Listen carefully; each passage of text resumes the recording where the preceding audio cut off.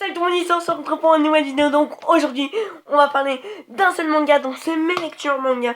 Donc oui, on va parler d'un seul manga, et le manga qu'on va parler aujourd'hui c'est tout simplement le tome 6 de Seraph of the End. Mais oh là là là là là. Donc Seraph of the End, donc d'abord je vais vous expliquer ce que c'est.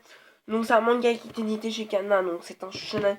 Donc le scénario est fait par Takaya Kagami, le dessin est fait par Yamamoto et le storyboard d'Eizuke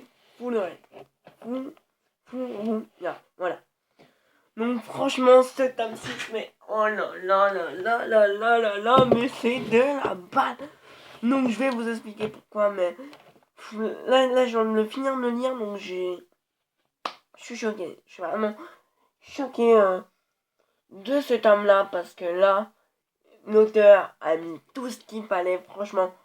Blah. Donc par contre, sans vous mentir, au début quand j'ai vu ce que l'auteur avait écrit là, ça m'avait un peu inquiété, mais dès que j'ai lu le manga, mes inquiétudes, elles se sont vite cassées en 2 secondes. Ouais, donc il explique qu'il a dû se creuser les ménages pour faire ce tome là, donc je le comprends vraiment. Donc au Japon il y a 9 tomes déjà, et c'est en cours, donc voilà. Je pense pas que la série sera en 40 tomes. Donc là, donc je vais pas vous spoiler parce que vous m'avez dit que j'ai un peu spoilé pour My Hero Academia, donc désolé. C'était involontaire si j'ai spoilé quelques personnes. Donc voilà, mais dans ce tome-là, on a pas mal de flashbacks, des flashbacks vraiment intéressants sur les personnages, donc je vais pas vous dire c'est qui ou c'est quoi. Donc franchement, les flashbacks ils sont hyper intéressants. Donc il y a 6 tomes en France, il y en a 9 au Japon. Donc pour ceux qui ont envie de commencer la série, donc en ce moment en magasin ou dans les magasins de manga, en librairie, ils font des packs de 3 tomes, comme ça, donc c'est sous plastique, et il y a le premier tome qui est gratuit, donc ça vaut à peu près 12 €, et 3 livres, et ça, les 3 mangas, et ça vaut le coup de commencer cette série parce qu'elle est vraiment excellente. Donc on a pas mal de flashbacks, on a des putains de rebondissements sa mère, on a du suspense. Donc pour tout ce... Donc il y a beaucoup de personnes qui ont fait ouais, il n'y a pas d'action, il y a trop de blabla. Et oui, c'est vrai qu'il y avait pas mal de blabla dans Seraph of the End, donc il fallait s'y habituer. Donc voilà, mais au début on s'y habitue. Mais le blabla, je trouve que dans ce manga c'est vraiment très intéressant parce qu'il sert à quelque chose. Donc il y a des rebondissements, on sait plus quoi choisir, il y a du suspense. Donc dans ce tome 6, on se pose vraiment énormément de questions que dans le tome 5. Franchement, il était bien, mais voilà. Franchement, le tome 1 et le tome 6, pour moi, c'est les 2 tomes que je préfère dans Seraph of the End. Parce que là, franchement, il y a vraiment énormément d'action. Donc pour tous ceux qui ont été déçus de Seraph of the End, jusqu'au tome 5, et bah le tome 6 a rattrapé toutes mes inquiétudes. Donc si je mettais une note à ce manga, c'est directement 10. Et là, je vais carrément en bonus, donc 11 sur 10 direct. Boum. Donc à la fin, putain de gros suspense de malade. On voit qu'on sait pas qui choisir, on sait pas qui est gentil, on sait plus qui est méchant. On est bouleversé en fait dans notre tête parce que dans ce manga, l'auteur essaye de nous faire de croire que lui par exemple c'est un gentil, mais non. Et tout, il essaye de nous manipuler la tête.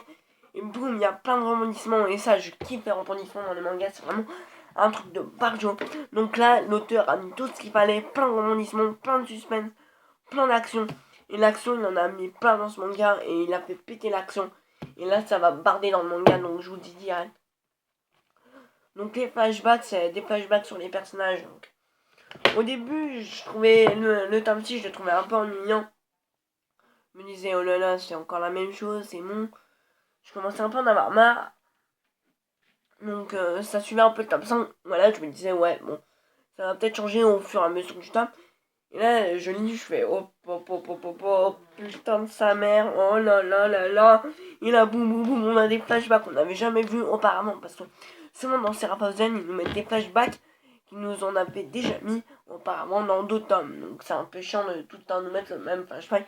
Et là, ils nous mettent des flashbacks qu'on n'a jamais vus sur les personnages. Et là, on fait oh putain là là là là. Et là, je pense que le tome 7, ça va être le meilleur tome qu'on a jamais vu pour l'instant.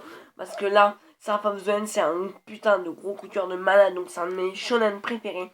Donc ce soir, vous aurez un top 10 de mes shonen préférés. Donc et oui, c'est le dernier jour des vacances. Donc voilà.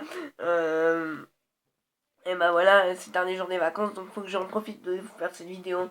Donc en plus, j'ai même pas encore fini mes devoirs.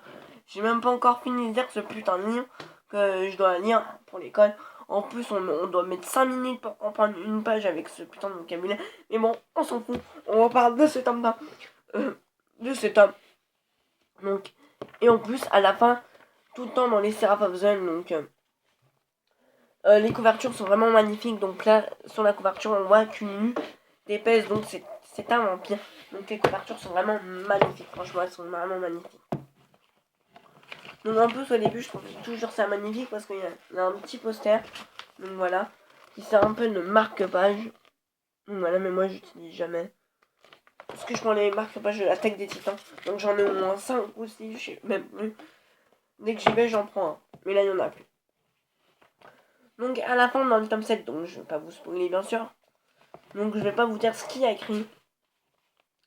Mais voilà, donc là, on voit vraiment que ça va barder dans le tome 7. Il y aura vraiment trop d'action.